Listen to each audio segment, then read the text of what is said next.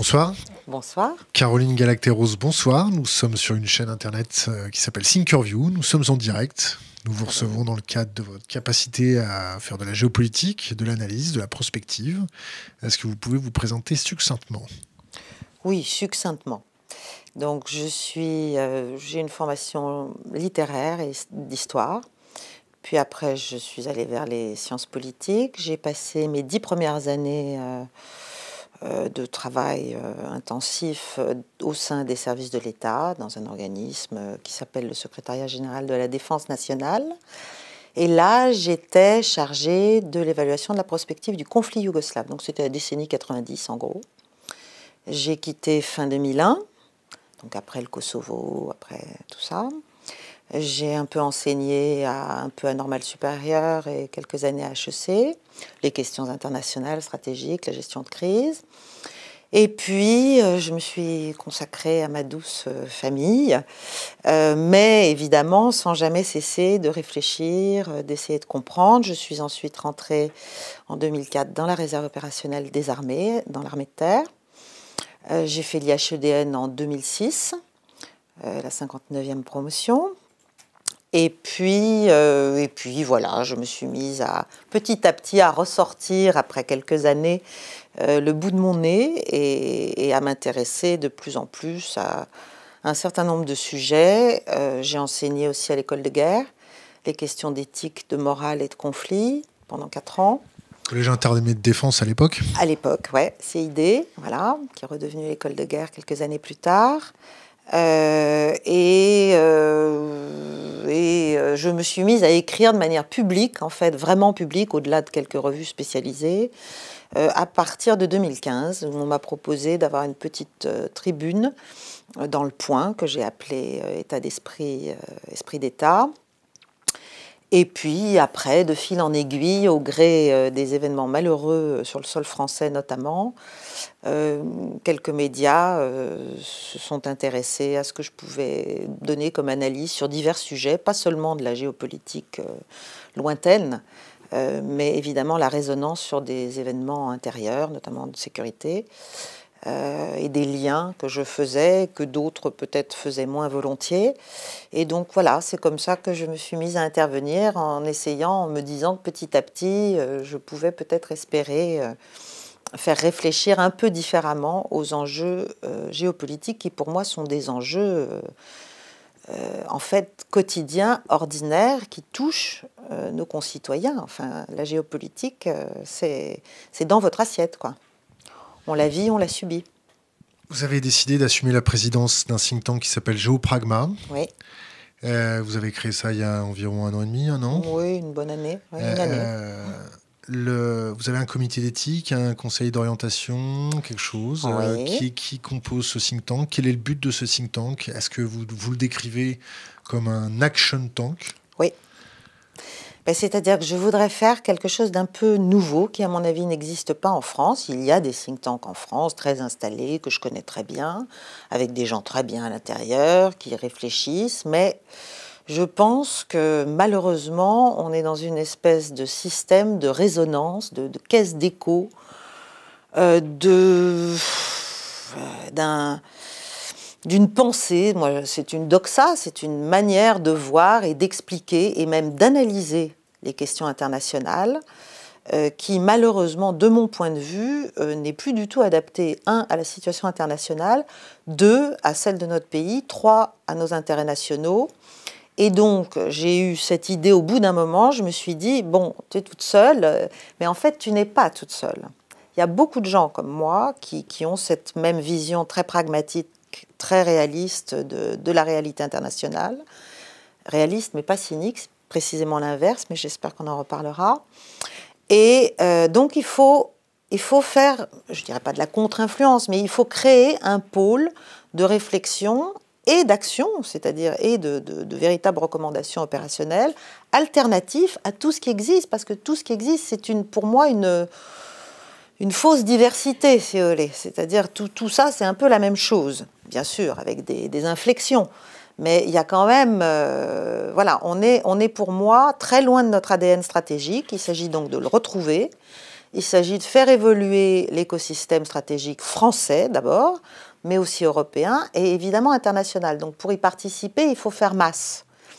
Et il faut faire masse. Donc je me suis dit, je vais essayer d'agréger petit à petit, ce n'est pas une mince affaire, des gens qui soit n'osent pas, soit se disent que ça ne sert à rien, soit sont un peu frustrés, un peu désespérés, souvent marginalisés aussi quand ils sont un peu trop indépendants dans leurs idées. Trop politisés? Ou trop politisés, certains bien sûr. Enfin, il y a toutes sortes de cas de figure. Et donc, ensemble, créer quelque chose qui se mette à compter.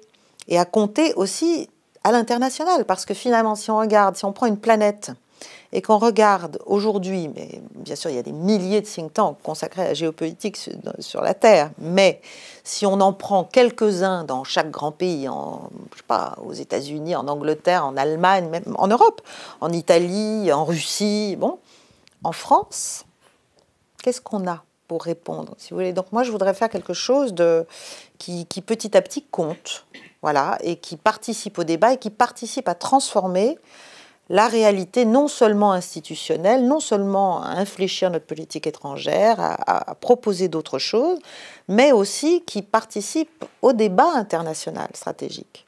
Je vous ouvre une parenthèse. Vous parlez de contre-influence. Oui.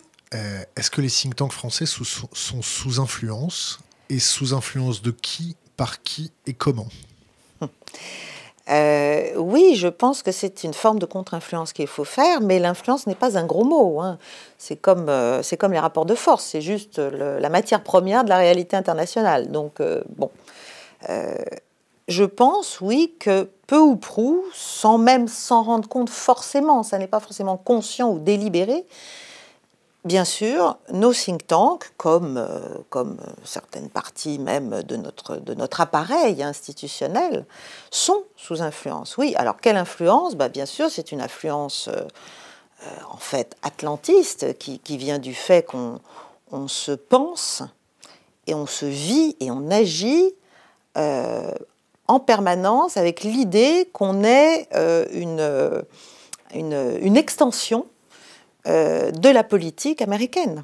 Or, si l'Amérique est notre grand allié, c'est pas ça que je conteste, il y a une identité, il y a une singularité, il doit y avoir une indépendance de la pensée politique et stratégique française, comme allemande, comme italienne, etc. Après, il faut en faire quelque chose peut-être à l'échelle européenne, mais ça n'est certainement pas en se stérilisant, en se fossilisant et en se niant qu'on va arriver à garder et même à retrouver, au stade où on en est, une place et un rôle dans les bouleversements géostratégiques qui sont en cours et qui ne nous attendent pas. Voilà. Vous avez une expérience dans certains think tanks. Oui. Est-ce que les think tanks ne sont pas devenus des lieux où les gens se rencontrent pour côtoyer le bourgeois, se faire un réseau, se faire bien voir, arriver à toucher des marchés? Oui, il y a tout ça, bien sûr, il y a cet aspect-là.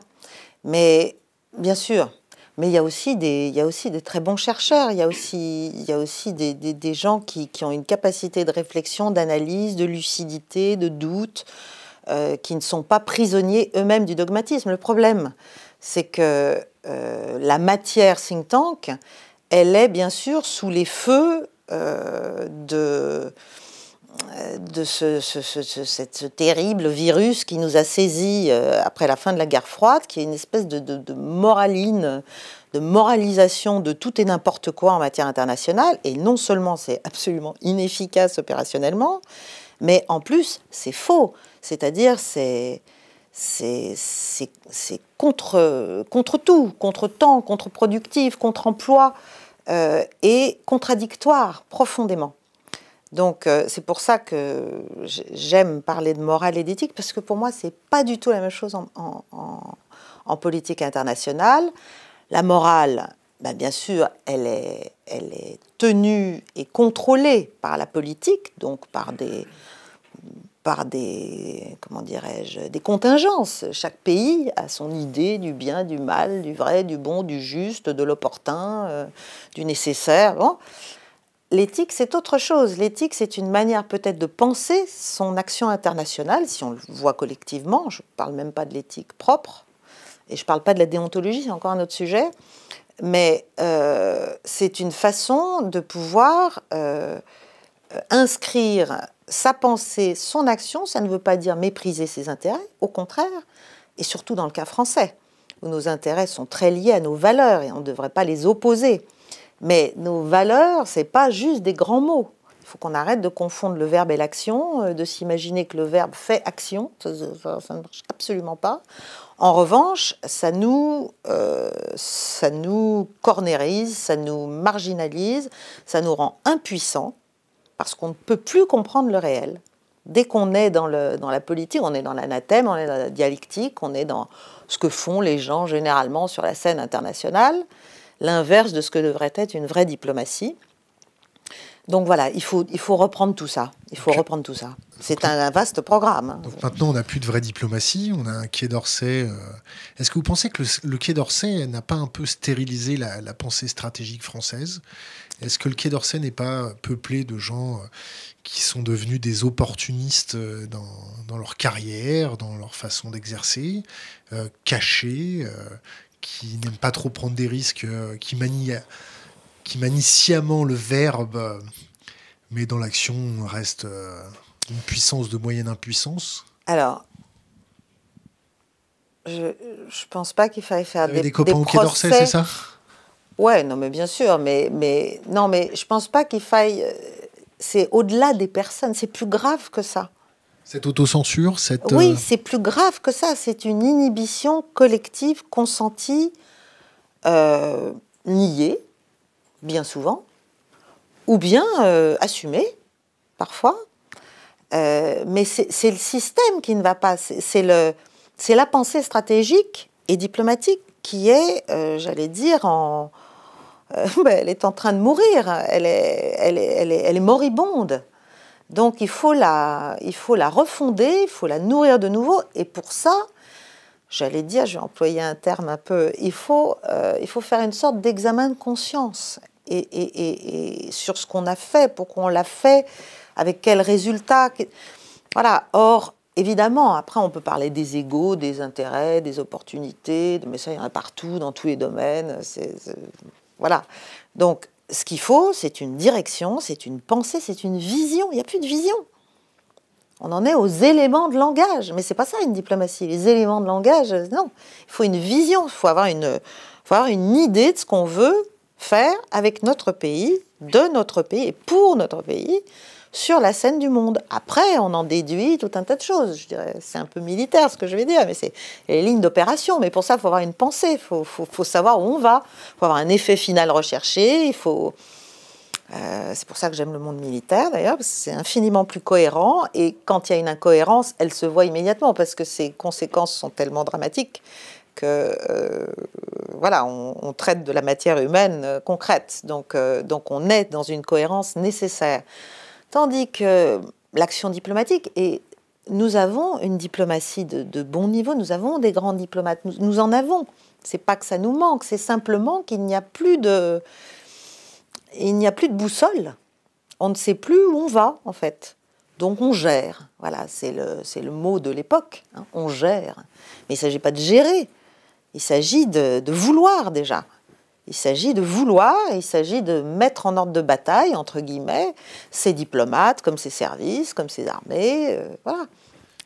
Vous parlez des services. Oui. Vous connaissez un peu le monde du renseignement? Un petit peu. À quel niveau? Intérieur, extérieur? Les deux, mon général. En colonel. Mais c'est vous le général. Je ne suis que colonel. Vous en pensez quoi à l'heure actuelle? Ça donne quoi? Est-ce que le renseignement brut est mal interprété par les dandys de salon feutrés? Ou est-ce que c'est l'appareil d'État qui n'a pas envie de voir les choses? Je pense que là aussi, le même travers s'exprime. Nous avons d'excellents services de renseignement.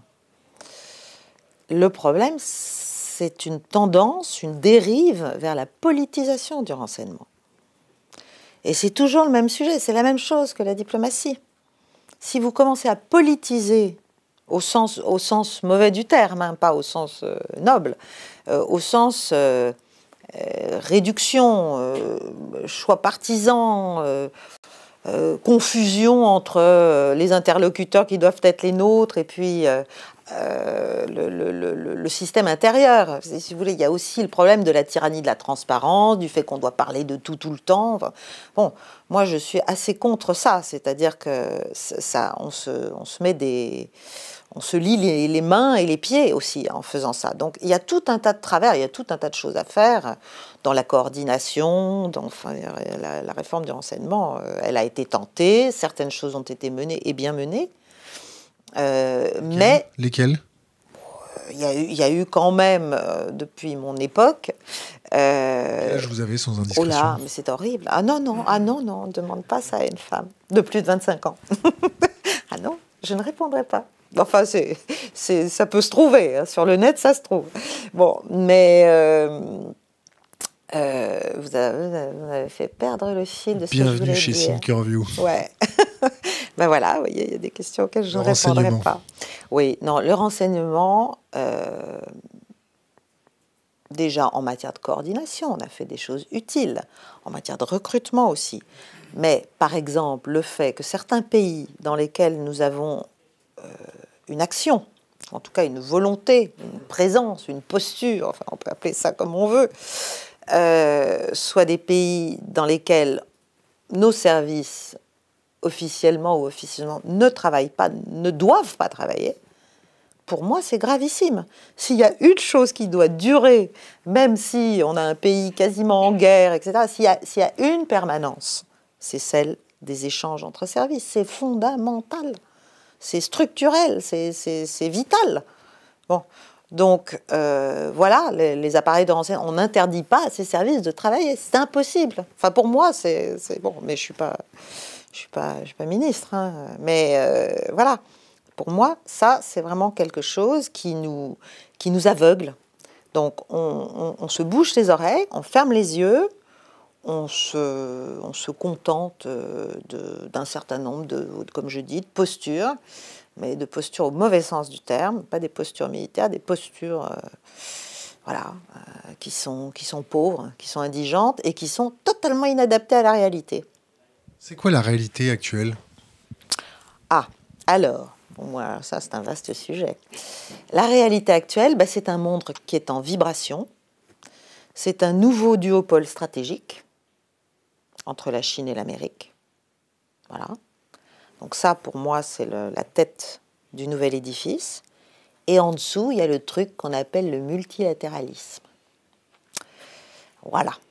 Sauf que c'est quand même globalement, bien sûr, c'est important. Je ne dis pas qu'il ne faille pas faire de multilatéralisme, mais il y a quand même une renationalisation fondamentale de tout un tas de puissances qui s'expriment. L'Amérique, elle n'a jamais cessé, donc c'est pas nouveau. La Chine, maintenant, elle est dans une phase de maturité de sa puissance et de déploiement. De revanche, sans doute, à l'échelle de l'histoire, mais en tout cas d'une possibilité inédite et qu'elle va saisir, de se redéployer, pas seulement vers l'Europe, à travers l'Eurasie, les routes de la soie, etc. Ça c'est un problème dont on va parler, mais aussi en Afrique, mais aussi en Asie. Enfin, c'est quelque chose de colossal qui est en train de se passer. Donc vous avez ça d'un côté, là, le dragon chinois qui avance. Ça n'est pas forcément un mal, encore une fois. De l'autre côté, vous avez l'Amérique, qui depuis toujours a voulu avoir l'Europe sous son contrôle. Et là, toujours, l'élargissement a servi à ça. L'OTAN sert à ça, entre autres, mais sert à ça. Sert aussi à vendre des armes, mais sert à ça. Et on voit bien que les divisions européennes et les problèmes européens, qui sont aussi nos problèmes et nos incapacités, hein, c'est pas l'histoire d'un complot, c'est l'histoire d'une vision géopolitique. On a du mal à imaginer qu'un pays a sa vision géopolitique. Et nous, notre truc, notre agenda, c'est la paix. Mais ça veut rien dire. Ça veut rien dire. Il ne s'agit pas d'être offensif.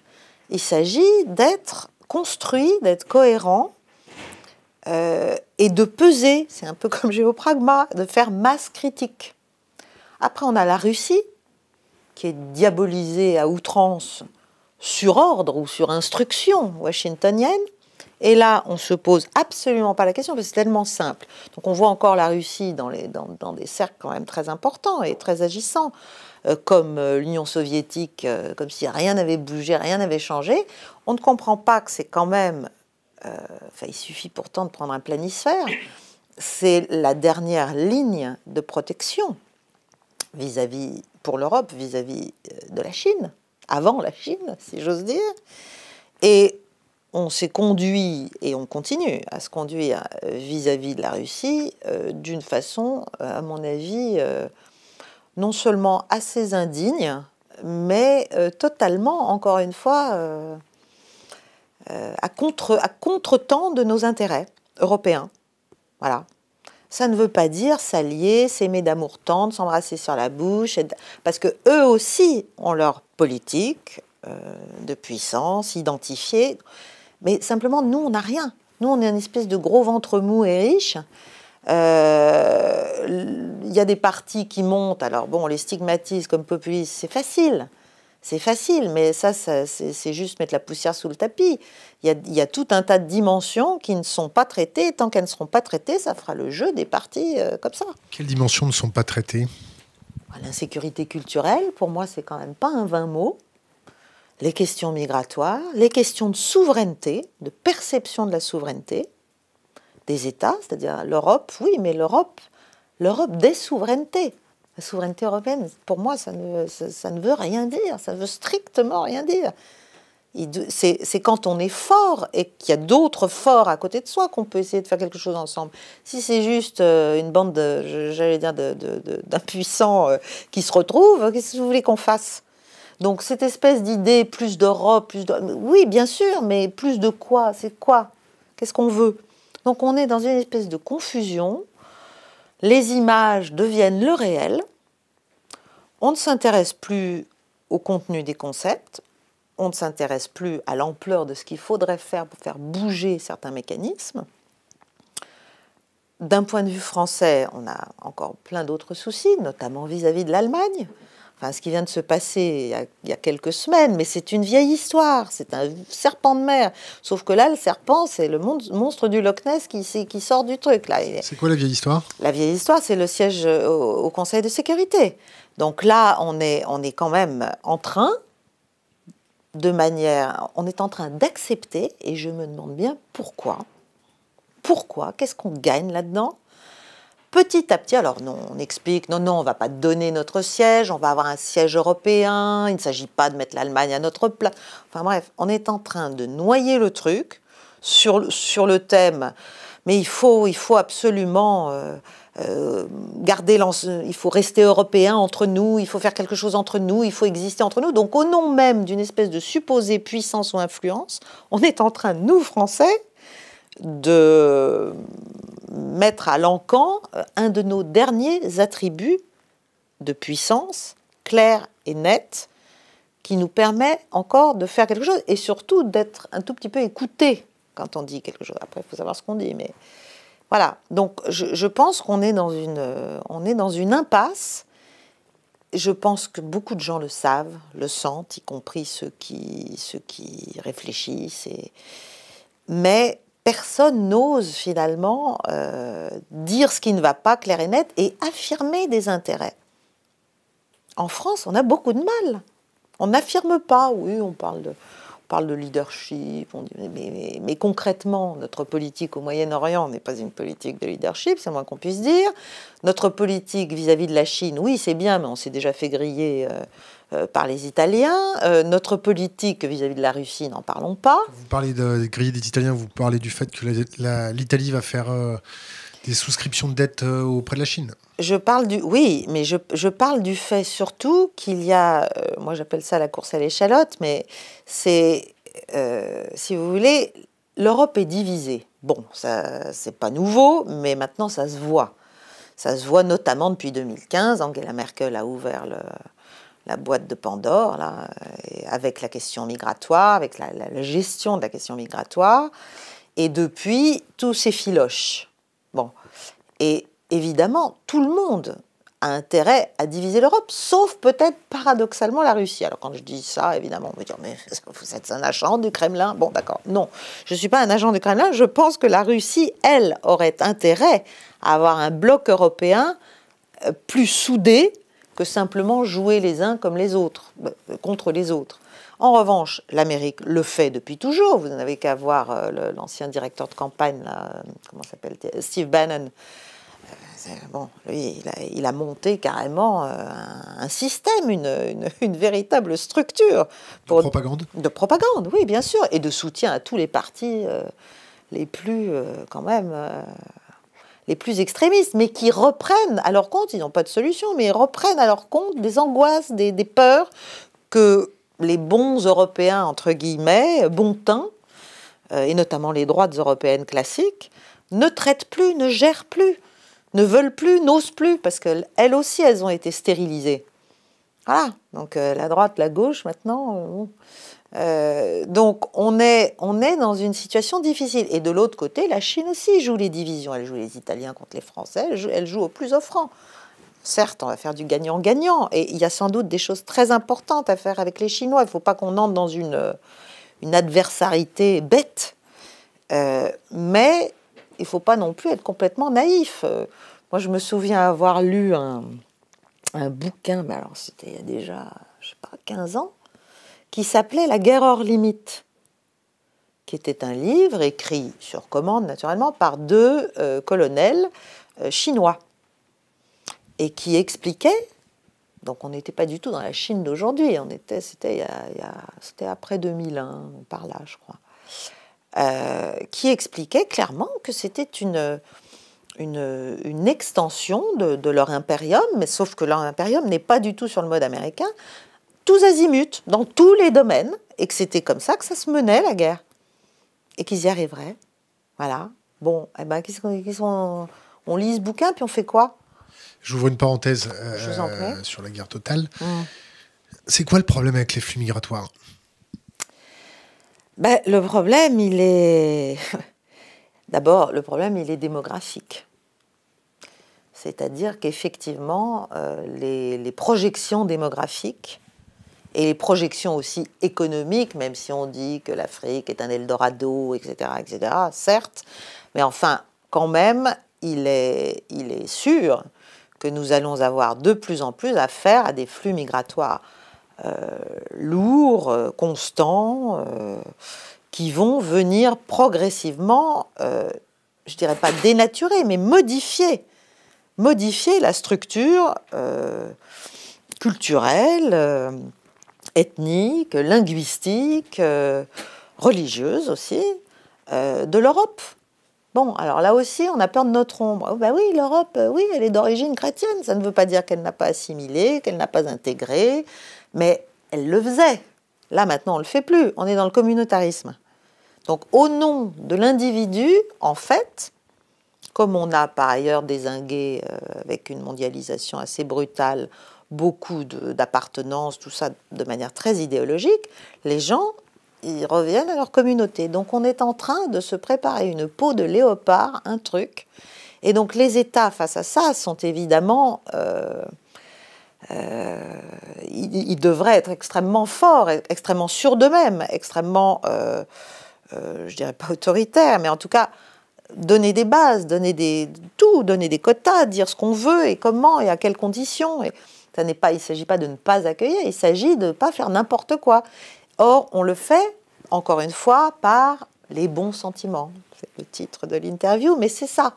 Mais les bons sentiments, non seulement vont nous tuer, mais ne vont pas pour autant assurer l'équilibre ou la prospérité des populations accueillies de cette manière. On le voit chez nous. Bon. Donc on fait quoi? On laisse la Turquie faire le sale boulot, on met des camps de rétention en Libye, on fait quoi? Cette peau de léopard, est-ce que c'est pas une force aussi pour la France d'accueillir cette diversité? Est-ce que c'est... Non, alors non. Non. Je me fais l'avocat du diable déjà. Je vous en prie. Non. La diversité n'est pas une mauvaise chose en soi. Mais on comprend bien quand même, et il faut vraiment jouer au naïf pour ne pas comprendre qu'il y a aussi une question de masse, il y a une question de poids relatif des communautés. Et quand on a des États qui, par ailleurs, sur les aspects régaliens, sont de plus en plus, comment dirais-je, indécis ou confus, ou ne renforcent pas leurs aspects régaliens, et le régalien, on a abandonné déjà... C'est-à-dire c'est les frontières. C'est les frontières, c'est l'école, voilà, c'est un certain nombre d'exigences, de devoirs qui vont avec des droits. Vous allez me dire que je suis une vieille rétrograde, tout ce qu'on veut. Enfin, le problème, c'est qu'on est dans une société, il n'y a plus que des droits. Il n'y a plus que des droits, par principe. On a le droit de piller, on a le droit de faire ci, on a le droit de faire ça. Ah bah oui, parce qu'on n'est pas content. Ça ne marche pas comme ça, un État. On a le droit de piller, c'est-à-dire? Non, mais je pense aux mouvements actuels, si vous voulez. Les gilets jaunes, ils ne font pas de pillage? Non, mais ils laissent quand même, et de plus en plus, parce qu'eux-mêmes sont noyautés, instrumentalisés, dévoyés, etc., et pénétrés, surtout, infiltrés. Vous avez déjà été sur un rond-point? Oui. En voiture, pas à pied. D'accord. Vous avez déjà discuté avec les gilets jaunes. Ils sont infiltrés par qui? Non, mais ça, dans nos campagnes, c'est un autre sujet. Moi, je vous parle de Paris. J'habite... Ils sont infiltrés par quoi? Ils sont infiltrés par tout un tas de groupuscules qui sont des gens... je veux dire, quel groupuscule? Des groupuscules de droite, d'extrême gauche, des nihilistes, des altermondialistes fous furieux. Enfin, je veux dire, il faut qu'on arrête. Ils sont fous furieux, les altermondialistes? Parce que on peut être altermondialiste, hein, mais c'est pas pour ça qu'on doit détruire une capitale, je veux dire, ou des pans d'une capitale, ou des rues, ou des avenues. Tout n'est pas permis. Et voilà. Quand, par exemple, au nom de ces idées. Quand par exemple, y a des hôpitaux qui ferment, il y a des postes qui dégagent, il y a des services publics qui sont détruits, qui sont pillés d'ailleurs, quand on voit les privatisations de certaines entreprises. Est-ce que c'est pas plus néfaste mais moins visible qu'une violence qui se matérialise due à une prise de conscience? Oui, mais elle se matérialise au détriment global, si vous voulez. Alors moi, c'est vrai que j'ai une vision très régalienne, c'est-à-dire, je ne pense pas qu'on aide quoi que ce soit, ni la réforme de l'État, ni celle des hôpitaux, de la santé, de l'école, en faisant ce qu'on fait. En 1789, il fallait faire quoi? La révolution de 1789, on pourrait en parler, c'est une révolution bourgeoise. Il y avait 3 pelés, 2 tondus dans la Bastille. Il faut qu'on arrête aussi là-dessus. C'est notre mythologie, mais il y a eu d'autres phases dans l'histoire de France, tout aussi,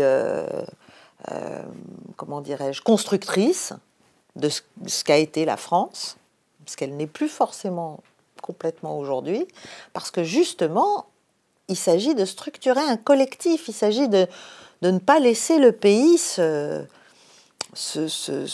oui, moi j'appelle ça la peau de léopard, mais c'est un peu ça. C'est un peu ça. C'est-à-dire petit à petit, on a des petits groupuscules de revendications, des corporations. Il y en a dans la société, il y en a forcément. Mais c'est à ça que doit servir l'État. Donc si vous voulez, quand je parle des pillages, je pense simplement que force doit rester à la loi, quoi. Il n'y a pas eu de pillage. Comment il n'y a pas eu de pillage? Il n'y a pas eu de pillage. Il y a eu quelques... Sur les Champs-Élysées? Il n'y a pas eu de pillage? Il y a eu quelques glanages à la fin par certains. Ah, des glanages? Ah oui, c'est joliment dit. Vous êtes allé voir? Oui, pas de problème. Oh, attendez. Vous avez vu les boutiques? Non, mais c'est un truc de fou. Alors, très bien.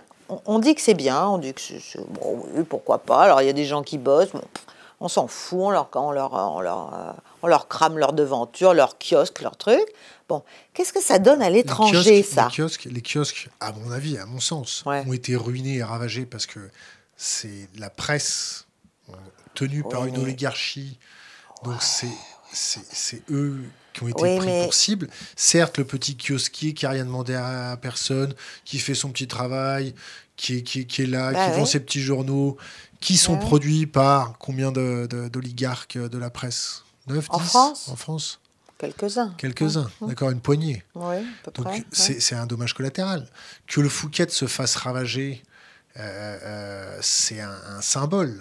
Quand le président Sarkozy allait se faire se taper la cloche au Fouquet, c'est un dommage collatéral. Mais je vais vous dire, pour moi, ça, Je me fais encore l'avocat du diable. Hein. Ça, pour moi, c'est un peu comme la Libye ou la Syrie, ou d'expliquer. C'est de la personnalisation, c'est du...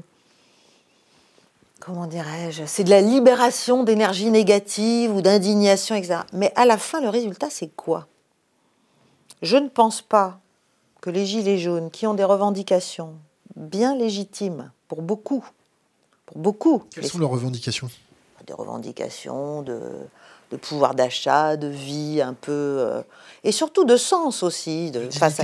De dignité, face à la désertification, face au fait effectivement qu'il y a des déserts médicaux. Traite de sans-dents, de gens de peu, de gens de rien. Ah, mais je suis bien d'accord. Ah non, mais alors là, oui, là, vous prêchez une convaincue, je trouve ça scandaleux. Voilà. Un ministère se fait enfoncer la porte par un Fenwick, par un Transpalette. C'est légitime, pas légitime? C'est une façon de faire? Non, c'est pas une façon de faire. Non. Non. Non. Parce que l'État n'est pas un ennemi. Et en France, je trouve ça un peu fort de café d'expliquer que l'État est l'ennemi. Si vous voulez, on est quand même. L'ennemi. Mais l'ennemi, ce sont les perversions d'un système que l'on laisse trop faire. Ce sont des disparités trop grandes. Ce sont... Voilà, mais si vous voulez, moi, vous me faites penser à au président Hollande qui expliquait qu'on était riche à 4 000 euros. Moi, je ne pense pas qu'on soit riche à 4 000 euros, si vous voulez. C'est-à-dire, le problème, c'est ça. C'est qu'il y a les disparités se sont tellement distendues, mais au milieu, vous avez tout un tas de gens qui bossent comme des fous, et moi, j'en connais plein, et qui gagnent bien leur vie, mais ils ne la volent pas. Et ceux-là, je ne vois pas pourquoi on va leur chercher des noix. C'est-à-dire, on a aussi des problèmes et des travers français. 1789, oui, on s'en souvient encore. C'est-à-dire qu'on a cette espèce de revanchisme, cette espèce de volonté d'avoir ce qu'a l'autre. On a même, enfin, pour moi, c'est ridicule. L'État est un allié. Vous n'avez pas une erreur de socio-perception sur ce conflit-là? Oh, ben on a tous des erreurs de socio-perception en fonction du monde dans lequel on vit, de l'éducation qu'on a reçue, de ce qu'on a vu. Moi, j'essaie de me placer plus large. Si vous regardez la France par rapport au reste du monde, bon, c'est presque un peu indécent.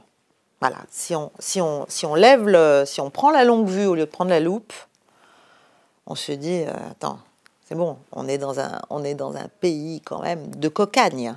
On est dans un pays de cocagne. On a envie de temps en temps de leur dire, mais allez donc vous balader. Vous-même, vous le savez. Vous avez voyagé. Bon, donc, il y a ça. Deuxièmement, l'image de la France à l'étranger. Parce que notre problème, c'est quand même le problème de perception d'une maîtrise du pouvoir tel qu'il est, là, aujourd'hui. Et moi, je suis plutôt une légitimiste, c'est-à-dire que je peux avoir mes envies, mes goûts, mais voilà, il est là.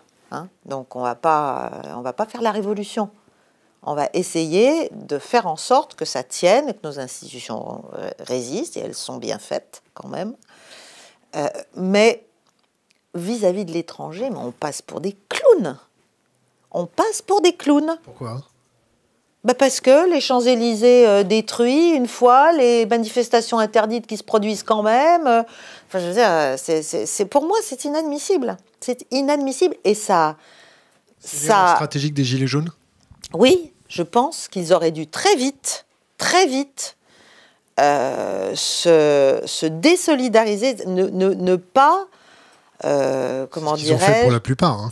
Oui, il y en a plein qui l'ont fait, mais on voit bien qu'il y a quand même. Majorité. Oui, mais il y a quand même une frange qui se mêle à des gens qui n'ont rien à voir avec eux et qui, du coup, décrédibilisent leurs revendications. Et j'aimerais bien savoir ce qui va sortir de tout ça en termes de législation, de propositions. Voilà. À mon avis, c'est pchit.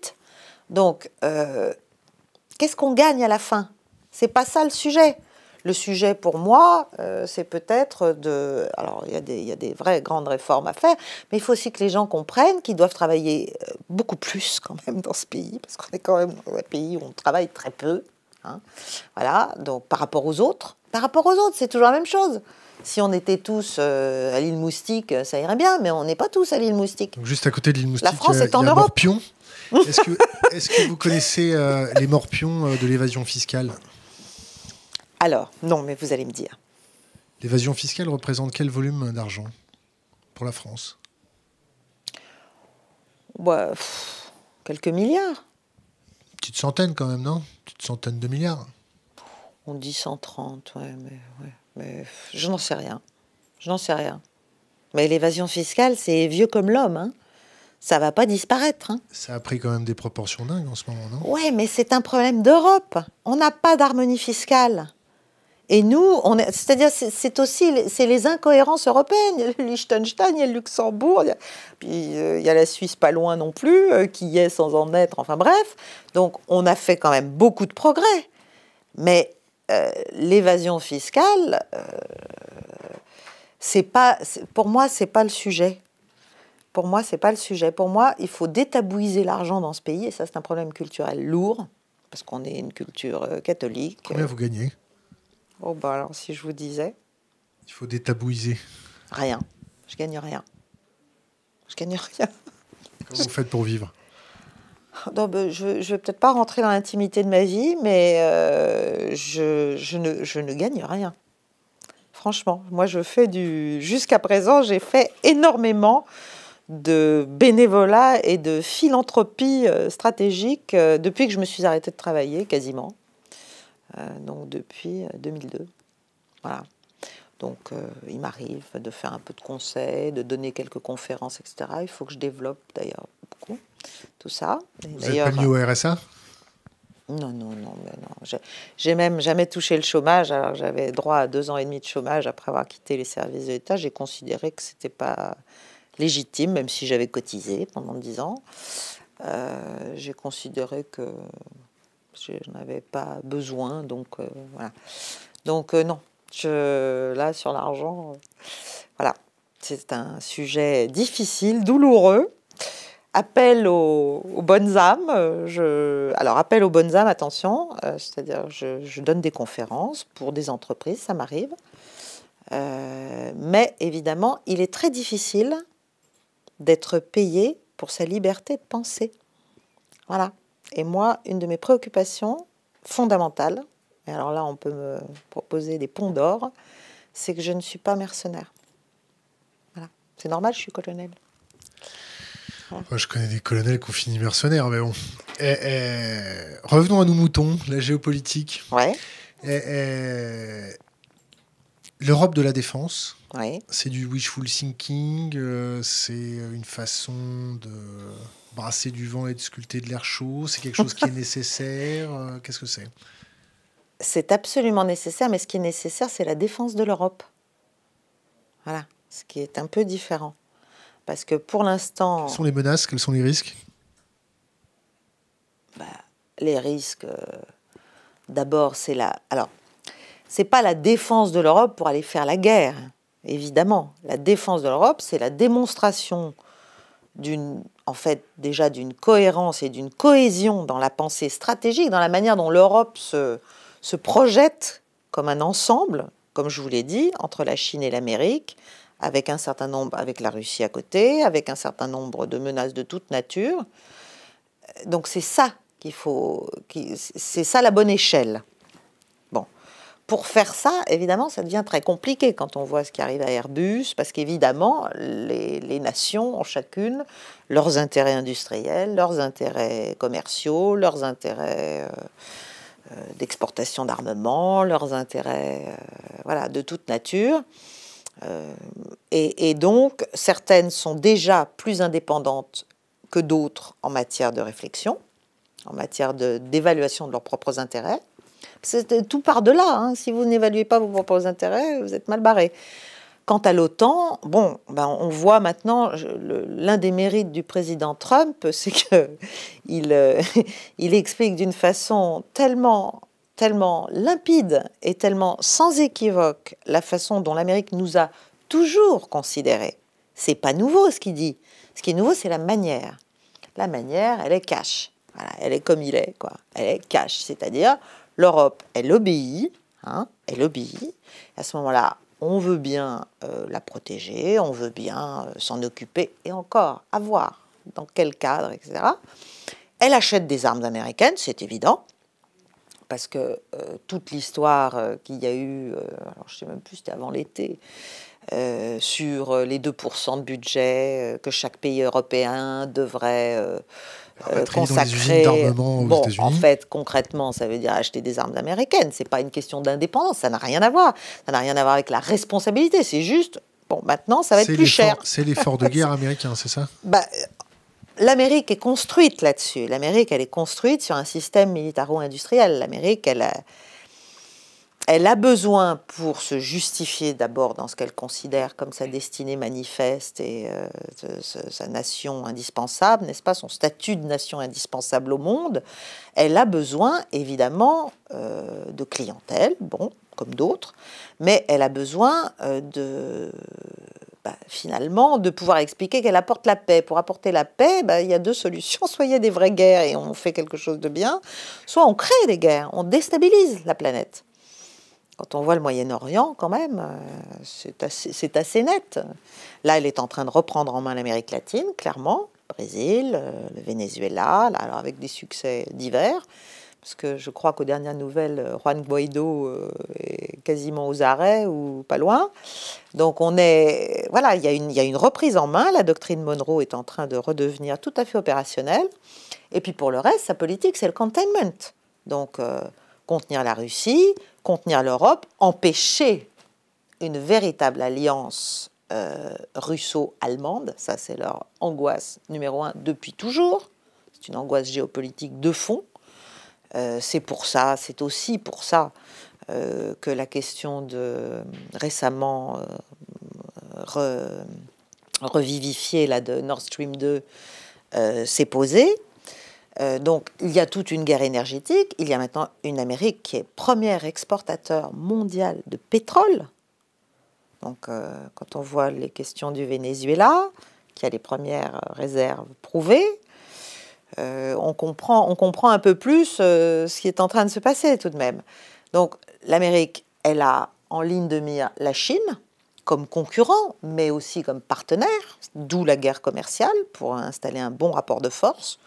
Et moi, je trouve que Trump n'agit pas si mal de ce point de vue-là, si on se met à sa place, encore une fois, parce qu'un géopolitologue, théoriquement, c'est ça. Il doit se mettre à la place de chacun des acteurs pour essayer de comprendre quelque chose. S'il se met à faire de la morale, des principes, et à dire celui-là je l'aime, celui-là je l'aime pas, alors là, c'est autre chose. C'est Madame Soleil, c'est les bisounours, mais c'est plus de la géopolitique. Donc, du point de vue de Trump, la Chine est la cible, et en même temps, c'est le pire compétiteur, donc c'est vraiment la personne avec laquelle on parle de tout et de tous les autres. Voilà.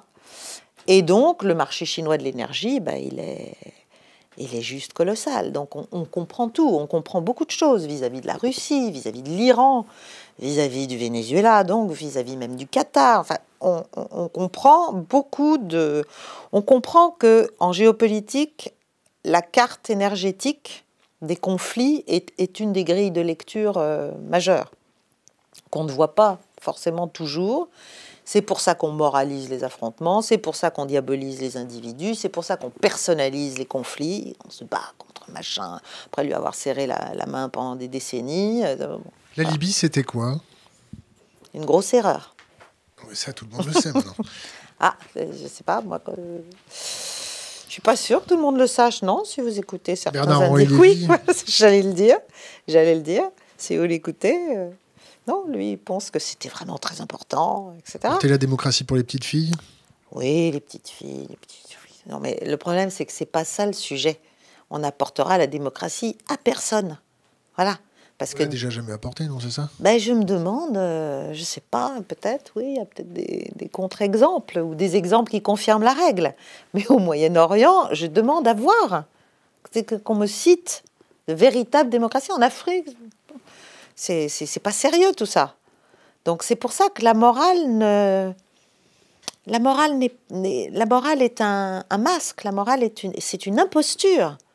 La posture morale est une imposture. Voilà, c'est clair.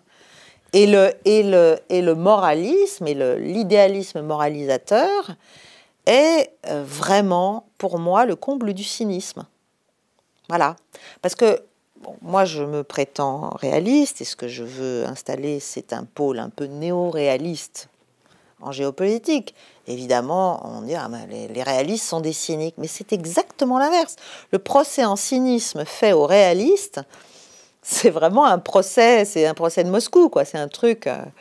La Libye, c'était fait pourquoi? Je n'en sais rien. Très honnêtement, je n'en sais rien, mais le résultat est dramatique. Vous avez voté Nicolas Sarkozy? Oui, j'ai voté Nicolas Sarkozy, oui. Mais pas... Enfin, j'ai voté Nicolas Sarkozy en 2007. Vous êtes content de son intervention en Libye? Non. Non, ah mais non. Et ni de la réintégration dans l'OTAN, dans le commandement militaire. Ah non, mais moi j'ai été déçu au plan international. Très. Enfin, Hollande, c'était encore... Voilà. Donc moi, de toute façon... La Libye, c'était une erreur? Ah, colossale. Est-ce que c'était qu'à regarder le pays? Et il n'y a qu'à regarder les conséquences migratoires, de déstabilisation régionale, de hub pour des terroristes. Enfin, je veux dire, c'est n'importe quoi. Les milices islamistes, les Misrata, un gouvernement fantoche qui ne représente que lui-même, qui est complètement sous la coupe des islamistes. De l'autre côté, un général qui est en train d'essayer de reprendre les choses un peu en main à sa manière, mais enfin, qui quand même a une représentativité bien plus grande, mais que naturellement, on ne reconnaît pas parce qu'on s'est pris les pieds dans le tapis, encore une fois, on a fait le mauvais choix. Voilà. Donc maintenant, pour ne pas perdre la face, on s'enfonce, au lieu d'être pragmatique. Qu'est-ce qu'on veut? Est-ce qu'on veut vraiment que les Libyens s'en sortent? Est-ce que le peuple libyen nous importe? Si le peuple libyen nous importe, il faut vraiment d'urgence revenir à une politique beaucoup plus réaliste. Il faut prendre celui qui est capable d'apporter la stabilité, celui qui est capable de contrôler les milices islamistes. Et oui, c'est ça. Qu'il soit grand démocrate, petit démocrate, autocrate... franchement, c'est pas sérieux. On parle de masse importante. On parle de déstabiliser la Libye de Kadhafi. Bon, alors Kadhafi, c'était Kadhafi. Bien, je suis pro rien moi, donc de toute façon ni anti. Kadhafi, c'était Kadhafi, mais enfin sous Kadhafi, il y avait quand même une modernité sociale à partir du moment où ils ont eu du pétrole. Très importante, tout à fait même inédite dans la région, je dirais, en matière d'enseignement, en matière d'hôpitaux, en matière d'université, enfin, en matière de liberté des femmes. Là, pour le coup, c'était un pays, qui vivait de rente, très bien, mais les Libyens n'étaient pas dans l'état dans lequel ils sont. Comme les Irakiens, d'ailleurs, comme les Syriens, d'ailleurs. Pourquoi on a dézingué Kadhafi? Mais je n'en sais rien. Moi, je n'étais pas dans le bureau du président. Vous avez bien une petite idée, quand même. Non, si vous voulez me faire dire... mais je n'ai pas d'éléments. Moi, j'aime pas parler de ce que je ne connais pas. Vous connaissez Fabrice Arfi? Pas personnellement, mais oui, je l'ai peut-être vu sur... Est-ce que vous avez suivi ces enquêtes sur... Oui, j'ai lu. Oui, non, mais bien sûr. Ça vous paraît réaliste? Ça me paraît possible. Mais je n'en sais rien, moi. Vous savez, plus ça va, plus je suis comme saint Thomas. Oui. Ouais. J'aime bien l'entendre de la bouche du cheval, quoi. Ouais, ben là, ça va être compliqué. Ça va être compliqué. Oui. La Syrie, c'est quoi? C'est un beau pays? C'est une erreur? C'est un drame. C'est quoi? C'est un drame, la Syrie. Moi, je crois à la souveraineté des États. Je remarque que l'Irak, la Syrie, la Libye sont les 3 pays qui étaient puissants, riches, laïques, qui protégeaient la pluralité confessionnelle et ethnique. Je parle pas de la démocratie comme chez nous, évidemment, mais il y en a pas. C'est pas possible. Ça marche pas comme ça. Ça marche par clan, ça marche par confession, ça marche par. Ça n'est pas valable. On peut toujours. Comme ça en France aussi, non? Il y a les clans politiques, les clans financiers. Mais de plus en plus. Ouais, mais là, on parle. Ouais, mais bon, justement, moi j'aimerais qu'on revienne à des principes un peu plus sains. Donc, alors, pour revenir à la Syrie, on avait commencé sur la Syrie. C'est très important, la Syrie. Je pense que là aussi, il y a eu sans doute au départ une révolte plus ou moins contrôlée, plus ou moins stimulée, comme la plupart des révoltes. Hein. Moi, j'ai un peu de mal avec les mouvements spontanés. Bon, il y en a sans doute. Révolution orange, révolution de jasmin. Ah non, révolution orange, non. Ça, on va y venir. Voilà. Mais donc, il y a eu une phase initiale, mais qui a duré très peu de temps, qui a duré quelques mois, populaire. Le problème, c'est que l'opposition syrienne politique, j'allais dire, comment dirais-je, du pays, enfin autochtone, n'existait pas. Alors on va dire, et pour cause, bon, très bien. Donc on est allé chercher des gens partout, à Londres, à Paris, partout, des exilés qui avaient des ambitions. Hein. On a essayé de créer une alternative qui n'en était absolument pas une, qui avait une représentativité zéro. Et pendant ce temps, le monde entier a envoyé ses djihadistes. Voilà. Donc, après, c'est une très longue histoire. Le pays et l'État et l'armée ont résisté jusqu'à un point où ça devenait trop difficile, parce que le rapport de force devenait trop difficile, trop compliqué. Les puissances occidentales, comme d'habitude, ont cherché à favoriser, en fait, des groupuscules. Enfin, on se souvient d'Al-Nosra fait du bon boulot. Bon, très bien, on est quand même allé... sûr de ça que Laurent Fabius a prononcé cette phrase-là? Oui, il l'a dit. Oui. C'est quoi votre source? Ma source, c'est pas la bouche du cheval. C'est pas la bouche du cheval, mais bien sûr, il l'a dit. Mais d'ailleurs, il ne le nie pas. Il l'a pas nié. Donc... mais c'est un vrai problème. Al-Nosra, c'est Al-Qaïda. Al-Qaïda, c'est 2001, de manière très visible. Donc, on est dans une schizophrénie totale. C'est-à-dire, pour moi, et c'est le problème de notre politique étrangère au Levant, nous favorisons, pour des raisons qui m'échappent, et qui, à mon avis, ne sont pas que financières ou économiques, c'est-à-dire il ne s'agit pas seulement de marché d'armement, nous favorisons des mouvements et des proxys de puissances sunnites qui sont en fait la source d'inspiration chez nous de la déstabilisation sécuritaire et terroriste. Donc il y a quand même un moment où il faudrait faire le lien quoi, entre l'intérieur et l'extérieur. Ça s'appelle le continuum défense-sécurité. Voilà, c'est pas un vain mot pour moi. Donc c'est très grave pour moi, c'est très très grave. Et on se met maintenant... Enfin, on ne comprend rien. On ne comprend rien. On va prendre 2-3 questions Internet. Oui. Et puis on va prendre nos moutons. Ouais. On va vous faire souffler un peu avec des questions gentilles. Oui. Comment les néocons ont infiltré l'appareil militaire français? Militaire? Est-ce qu'ils ont infiltré l'appareil militaire français? Déjà, je ne suis pas sûre de pouvoir dire que les néocons ont infiltré l'appareil militaire français. C'est une question Internet posée de brut en non, les mouvements néoconservateurs et atlantistes ont infiltré la haute administration française, ça c'est clair. Les milieux intellectuels, c'est clair. Le milieu militaire, non, parce qu'en France... L'armée, qui malheureusement de plus en plus se considère simplement comme un outil militaire, ce qui est aussi révélateur d'une évolution que moi je trouve déplorable. Comme une femme de ménage, non?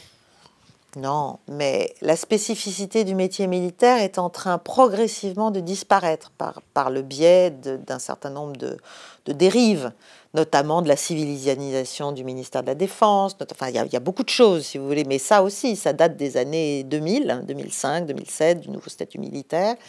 Et progressivement, les armées, finalement, même si elles sont toujours aussi remarquables, toujours aussi héroïques, toujours aussi courageuses, si elles font toujours des miracles avec des bouts de chandelle, en dépit de ce qu'on nous raconte, eh bien, elles sont réduites à faire ce que le politique... le ménage, quoi.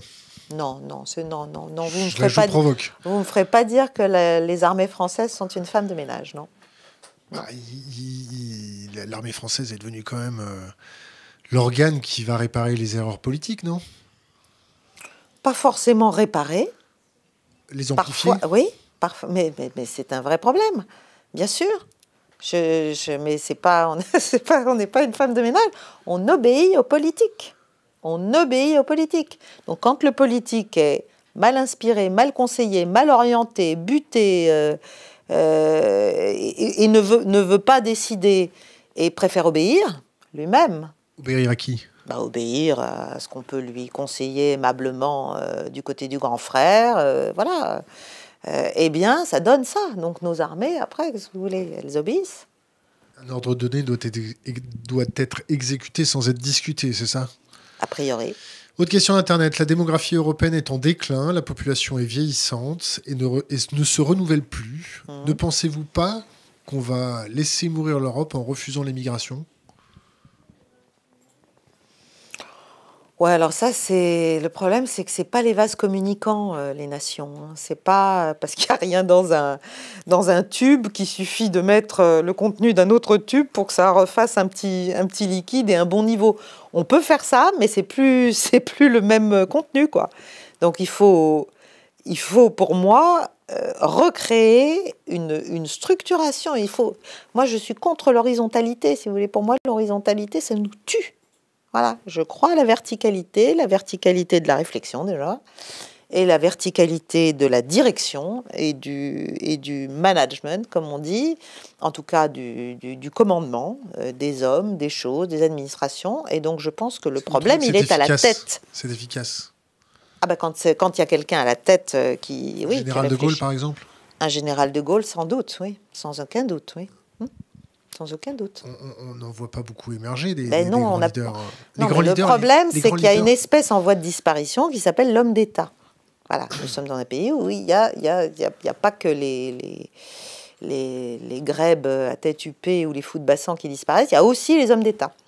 Voilà, donc c'est vrai. Un homme d'État.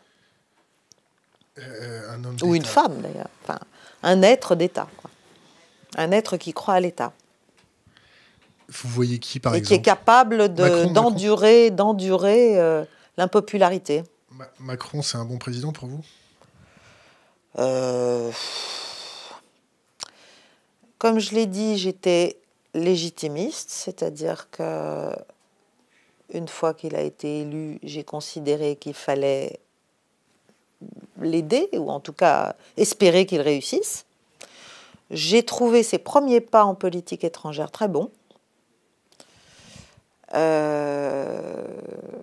J'ai même eu l'outrecuidance d'écrire 2 petites chroniques dans Le Point qui s'appelaient Petit manuel de diplomatie à l'usage du président ou quelque chose comme ça. Et puis après, je me suis arrêtée. Je me suis dit, bon. Mais malheureusement, il y a les entourages, il y a les pesanteurs, il y a l'inertie, il y a la mauvaise perception de ce qu'on doit faire, il y a le refus de se remettre en cause, il y a le problème de ne pas vouloir avouer aussi les erreurs qu'on a faites. C'est rien de pire, ça. C'est-à-dire, non seulement vous faites une ânerie, mais vous la poursuivez 10 ans. Ah, chouette. Avec notre argent. Oui, avec notre argent, accessoirement, oui, mais en tant que tel. Si vous voulez, si on se place du point de vue de l'intérêt national, moi, c'est quand même ma préoccupation. C'est ça le problème. C'est que moi, je pense qu'il est beaucoup plus important de dire parfois qu'on s'est trompé, de repartir sur une autre base, que de s'enferrer ad vitam aeternam dans les mêmes erreurs. La Syrie est un excellent exemple. C'est bon, la guerre est gagnée. Elle a été gagnée, nous nous sommes trompés de Paris, nous nous sommes trompés d'alliés, nous nous sommes trompés d'à peu près tout. Il va falloir reconstruire ce pays, il va falloir qu'il se reconsolide politiquement, il va falloir que le pouvoir s'ouvre, il va falloir une nouvelle constitution, il va falloir plein de choses. Qu'est-ce qu'on fait? Il faut qu'on arrête juste de dire Bachar est l'ennemi de son peuple et il faut... C'est pas le sujet, en fait. C'est bien plus compliqué que ça. C'est bien plus important que ça. Bachar, il a fait ce qu'il pouvait. Il est lui-même sous contrôle, quand même, très largement. Et sous des contrôles qui ne sont pas forcément convergents, contrairement à ce qu'on veut faire croire. Contrôlé par qui, Bachar el-Assad? Non, mais entre l'Iran et la Russie, Si vous voulez, il a deux puissances quand même qui appuient sérieusement, qui t'a fait roi, enfin, qui t'a maintenu roi. Je vais essayer de vous faire écouter quelque chose, c'était pas prévu, mais on va essayer de l'écouter ensemble. Ouais. Je vais rapprocher mon micro du haut-parleur pour que les internautes puissent écouter avec nous. D'accord. Des chefs de guerre, il y en a de toutes sortes. Des bons, des mauvais, des pleines cagettes, il y en a. Mais une fois de temps en temps, il en sort un. Exceptionnel. Un héros, une légende. Des chefs comme ça, il n'y en a presque jamais. Mais tu sais ce qu'ils ont tous en commun? Tu sais ce que c'est? Leur pouvoir secret? Non. Ils ne se battent que pour la dignité des faibles. Est-ce que vous trouvez que Emmanuel Macron se bat pour la dignité des faibles? Déjà, je ne suis pas d'accord. Pourquoi? Un chef d'État ne se bat pas forcément pour la dignité des faibles. Ah bon, pourquoi? Non, mais il se bat pour la dignité de son État. Et dans son État, il n'y a pas que des faibles.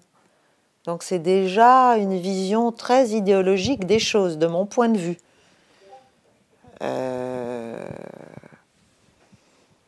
Je ne voudrais pas trop me mettre à parler de politique, parce que, vous savez, vraiment, ce n'est pas mon sujet, en fait. Alors, on va parler de géopolitique. Qu'est-ce que vous pensez du forum avec Xi Jinping, Angela Merkel, et du discours de Xi Jinping? Vous l'avez forcément vu?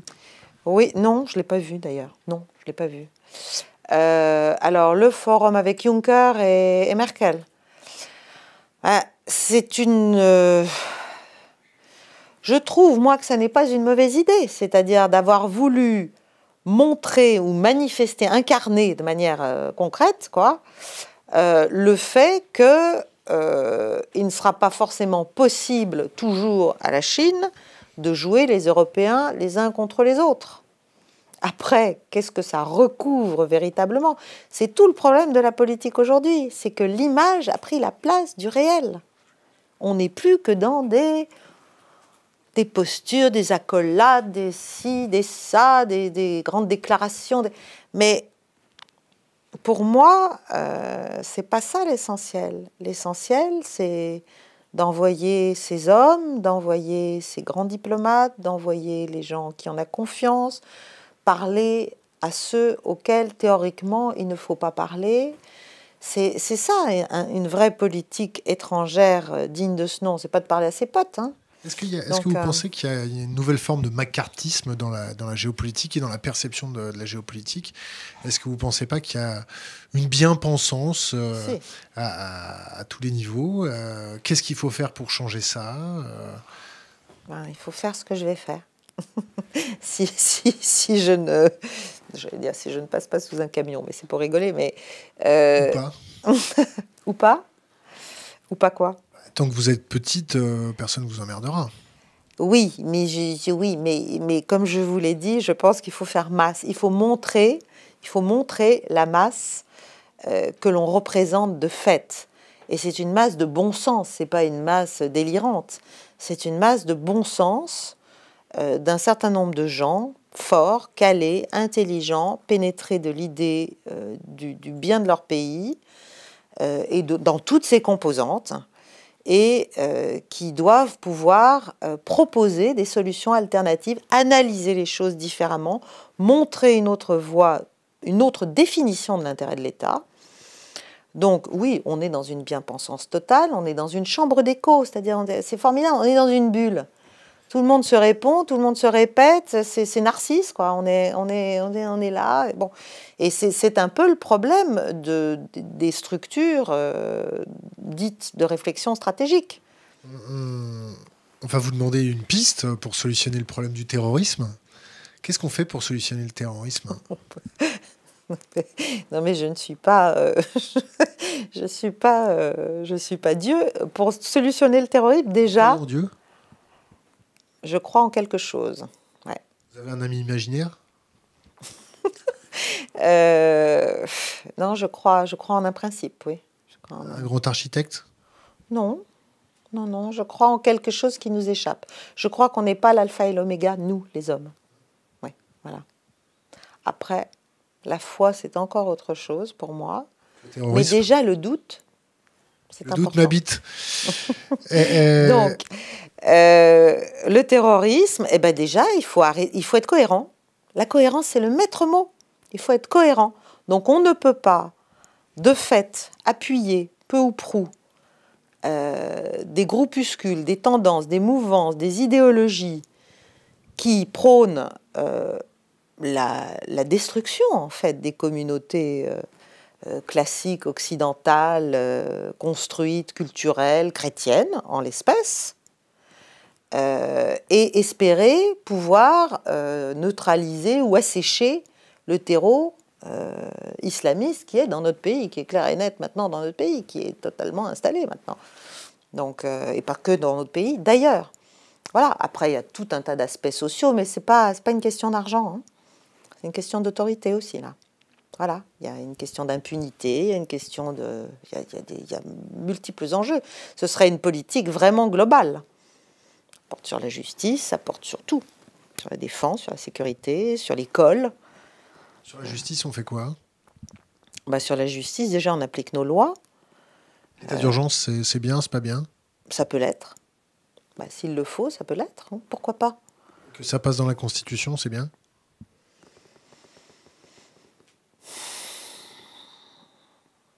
On peut normalement le déclarer. Je veux dire, on a le pouvoir de le mettre en place si c'est nécessaire.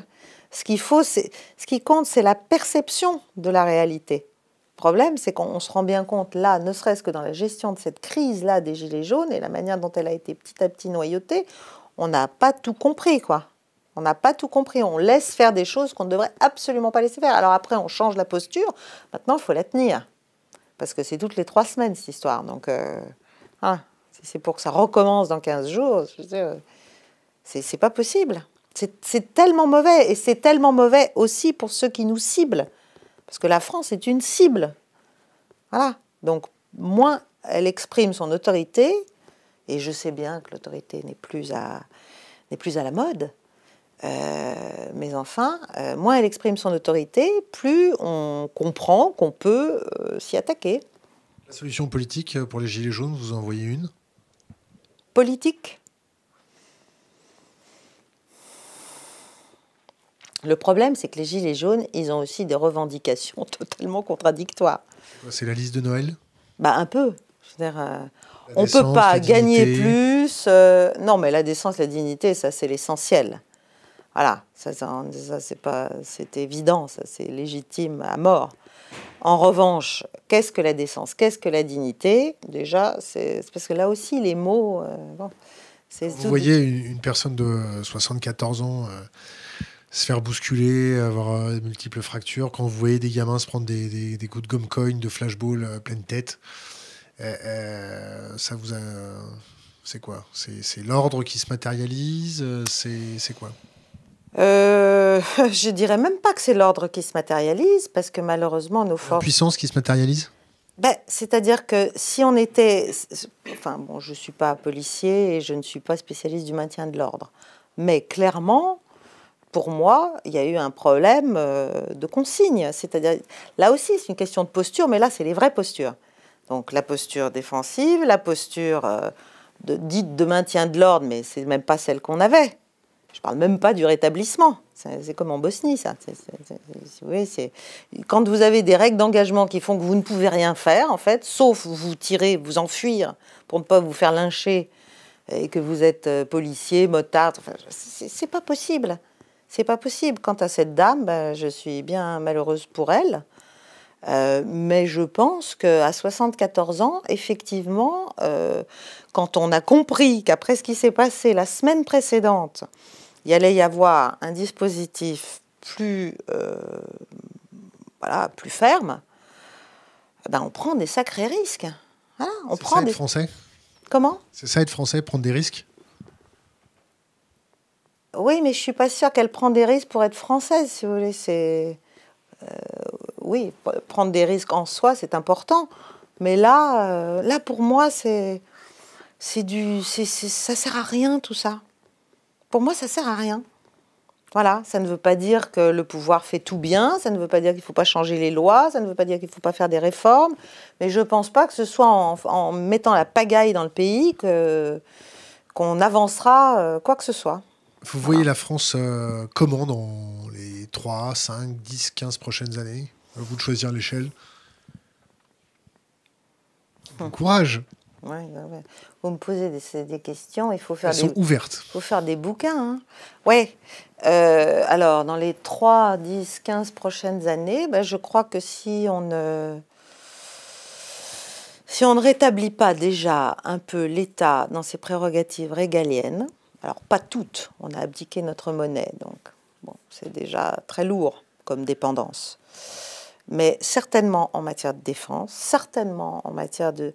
Si vous voulez, pour moi, les questions de politique étrangère et de stratégie, c'est pas le sexe des anges, quoi. C'est quelque chose qui a un impact sur la cohésion de la société concrète dans laquelle vivent nos concitoyens.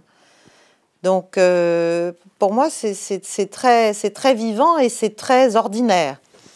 Donc, comment je vois la France? Je pense que si l'État, effectivement, ne se reprend pas en main, si on ne fait pas un certain nombre de réformes très urgentes, si on n'explique pas aux Français qu'ils ne pourront pas tout avoir pour rien, voilà, ça ne va plus être possible. Si on ne corrige pas effectivement des très très grandes disparités, trop lourdes, mais là je parle du 0,0001% et vraiment du bas de notre échelle sociale, voilà, là il y a des vrais problèmes. Au milieu, moi je crois, oui, à détabouiser, voilà, c'est-à-dire qu'il faut que les gens puissent bosser, payer moins d'impôts, mais aussi avoir un certain nombre de devoirs. Bon, je pense aussi que la jeunesse qui attend que tout lui tombe tout cuit, faut qu'elle comprenne que maintenant, c'est plus la petite France, c'est le monde entier. J'ai des enfants, moi j'ai 2 fils.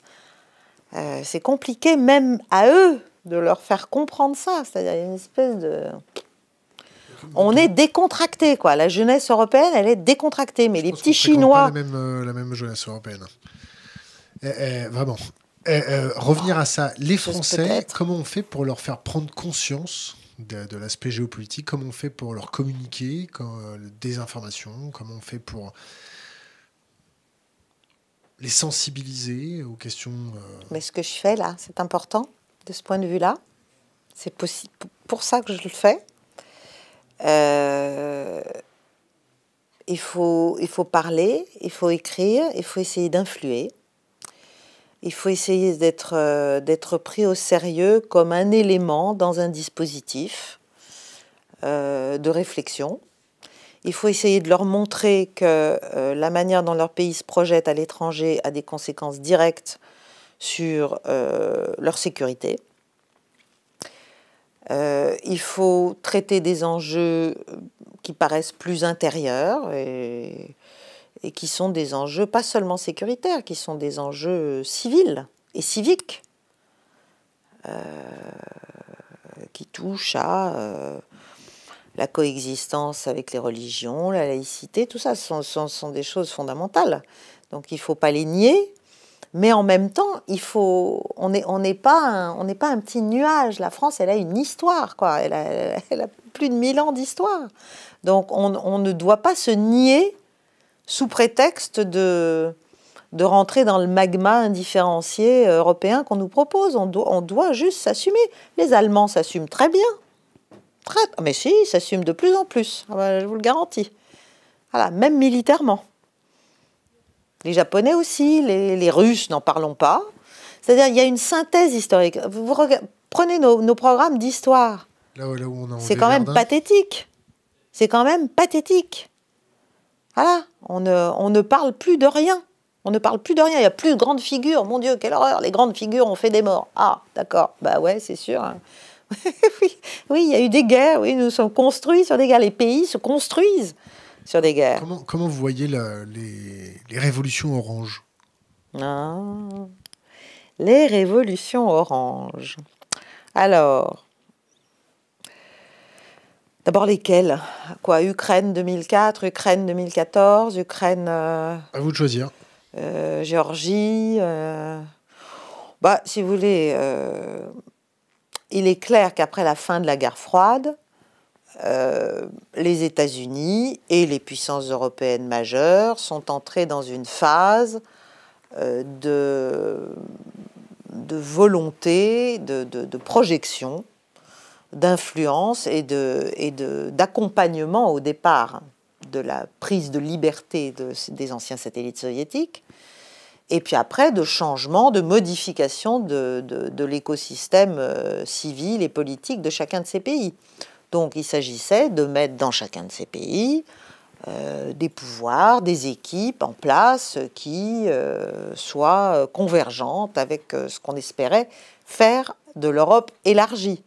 Sachant que ce qu'on voulait faire de l'Europe élargie, c'est quelque chose qui s'oppose bien nettement à la Russie, jusqu'à venir lui chatouiller les orteils. Ça a plus ou moins marché, finalement, jusqu'à l'Ukraine. Et l'Ukraine, c'est pas passé. C'est pas passé, d'abord parce que la Russie a eu une décennie 90 terrifiante, de déstructuration totale, de mainmise occidentale, et qu'à un moment donné, le pouvoir, à travers la personnalité de Vladimir Poutine, mais c'est bien au-delà de lui, il y a eu un sursaut, une réaction, une reconstruction, une reconsolidation d'un pouvoir d'État qui était vraiment mal en point, et donc quelque chose qui résistait finalement à cette offensive. Et l'Ukraine, c'est un État tampon, et ça devrait le rester, franchement. Et je pense qu'on est allé trop loin, c'est de la provocation.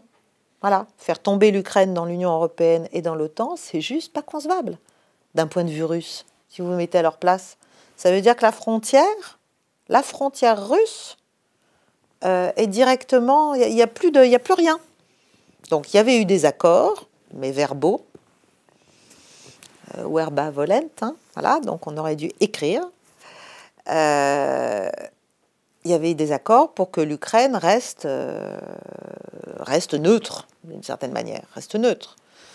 Et le fait de vouloir la faire basculer dans le camp otanien, voilà, c'était juste pas possible. Donc ce qui est arrivé était, je dirais, attendu et peut-être même espéré, parce que ça a cristallisé la crispation et l'antagonisme américano-russe avec l'Europe au milieu, avec tous les anciens satellites, évidemment, qui, eux, en tout cas pendant longtemps, jusqu'aux dernières années, pour la plupart, étaient farouchement anti-russes. Hein. Alors maintenant, il y en a certains qui commencent à réfléchir différemment, mais peu quand même dans l'ensemble, si on regarde les Polonais, les Baltes, enfin... Donc il y a tout un tas de petits chevaux de Troie américains qui ont tout à gagner, qui ont eu tout à gagner, un de l'Europe en termes économiques, deux de l'OTAN en termes sécuritaires, et qui sont devenus, voilà, notre petit glacis, soi-disant. Sauf que, là encore, quel est l'intérêt de notre ensemble européen par rapport à la Russie ? Il est évident que la Russie est une puissance européenne. Elle est euro-asiatique, certes, mais toute sa partie développée est européenne. Et stratégiquement, si on voulait faire un trépied stratégique, un tabouret stratégique, comme disait le général de la Maisonneuve... Un pinchard. Un quoi ? Un pinchard. Qu'est-ce que c'est un pinchard ? Un tabouret à 3 pieds qui se plie. Ah ben voilà, un pinchard. Il ne se plierait pas trop, celui-là. Il est évident que l'Europe doit être le troisième pied, mais c'est l'Europe dans une coexistence pacifiée avec la Russie. Or, qu'est-ce qu'on fait depuis toujours, et certainement depuis qu'on a quelqu'un en face qui dit pas toujours oui, eh bien, qu'est-ce qu'on fait ? On nourrit l'antagonisme par 1000 façons. La liste est longue. Voilà. Et l'Ukraine, ça a été la cerise sur le gâteau. Comment vous voyez l'Algérie après Bouteflika ? Et comment vous voyez la réaction de la France face à ça ? Ouais, c'est compliqué parce que... Je ne dirais pas que l'Algérie est un petit bout de France, même encore aujourd'hui, mais enfin, nous avons quand même une communauté très importante. Nous avons des liens non seulement historiques, bien sûr, mais économiques. Nous avons des liens, pour le coup, sécuritaires importants, des coopérations. c'est un grand pays à nos portes qui vit là aussi dans une espèce de... qui vivait un peu hors du temps. C'est-à-dire tout le monde savait bien qu'il y aurait un problème à un moment donné. Donc là, on voit que le chef d'état-major des armées pousse voilà, et essaie de tenter sa chance. Le problème, c'est tout ce qu'il y a autour. C'est que qu'est-ce qui va changer? Il ne suffit pas de changer un individu. Donc comment je vois l'Algérie? Je pense que ça va être compliqué, ça va être difficile. La décennie 90 était terrifiante. Donc là aussi, la nécessité de maintenir quand même une sécurité pour les Algériens est quand même très très importante. Après, c'est un pays effectivement qui doit être complètement réformé parce qu'il ne vit que sur sa rente, il ne développe rien et ça le fragilise énormément. Donc je pense qu'il faut qu'on soit, nous Français, extrêmement prudents. Mais moi je crois à la souveraineté, c'est-à-dire on n'a pas à aller dire aux Algériens ce qu'ils ont à faire, aux Syriens ce qu'ils ont à faire, aux Libyens ce qu'ils ont à faire, parce qu'un jour on va venir nous dire ce qu'on aura à faire. Voilà. Ah ben oui, ça nous pend au nez. Hein. Parce que l'Occident s'imagine qu'il a le monopole de la parole, de l'anathème et du conseil. De la violence légitime. De la violence légitime et en tout cas de la vérité révélée en termes politiques, parce que nous sommes la pointe de diamant, n'est-ce pas, de la démocratie mondiale, certes. D'accord, c'est joli, c'est séduisant, mais la non-ingérence, ça existe. C'est pas fait pour les chiens, c'est dans la charte de l'ONU. Donc évidemment, tout le problème, c'est que depuis des décennies, les droits des individus, l'idée de la protection des populations, enfin, il y a eu tout un tas de concepts qui sont venus à l'appui, en fait, du régime change et de l'ingérence. Voilà. Comment on fait pour résister au spin doctor? Comment on rend sa population plus aguerrie aux techniques des spin doctors de la communication politicienne pour faire partir les peuples en guerre? Comment on fait? Vous pensez à la France ou vous pensez à certains États? Les spin doctors, ils ont des... C'est quoi un spin doctor? C'est des influenceurs qui sont là pour essayer de créer une réalité. De créer une réalité, en fait. Les armes de destruction massive? Par exemple. Mais alors ça, c'est le type même de... c'est le type même d'une fake news, pour le coup, dont tout le monde savait qu'elle était fake. Donc, si vous voulez, il ne faut pas oublier... Sauf le mec qui tenait le fusil, non? Où? En Irak? Oui. L'Irakien ou l'Américain qui est allé en guerre? Moi, si vous voulez, j'ai beaucoup de mal. J'ai beaucoup de mal avec ça parce que c'est tellement énorme. On sait très bien que la guerre d'Irak, elle n'a pas été... On ne planifie pas les guerres 3 mois avant ou 6 mois avant. Hein. Bon, la guerre d'Irak, elle a été planifiée sous Clinton. Ça a commencé dès 98. On planifie des années en avance dans les armées. La Libye, ça a été planifié sous Chirac? Non, ça je pense pas, non. Pour le coup, je pense pas. Mais nous, on est des grands rapides. Non. Non, je plaisante, mais je me détends un peu de temps en temps.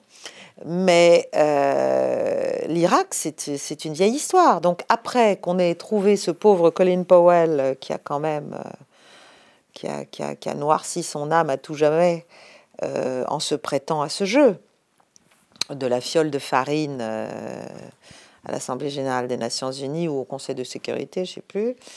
Mais tout était prêt. Mais c'est toujours comme ça. Le Kosovo, c'est la même chose. Le massacre de Ratchak, Sarajevo... Timisoara, probablement. Mais là, j'étais petite. Là, il faut me... Joker. Je ne saurais pas dire vraiment. C'est la même chose pour l'entrée en guerre en Bosnie, c'est la même chose. Marc-Calais 1, Marc-Calais 2, bon, les enquêtes qui ont été faites sur la balistique. Mais il y a une vérité. Les attentats ou les frappes chimiques en Syrie, c'est quoi? C'est vrai, c'est pas vrai? Ça existait, ça n'a pas existé? Il y en a peut-être qui ont été, vous voulez dire de la part du régime, parce que de la part des autres, ça on le sait. Donc, mais simplement on ne le dit pas.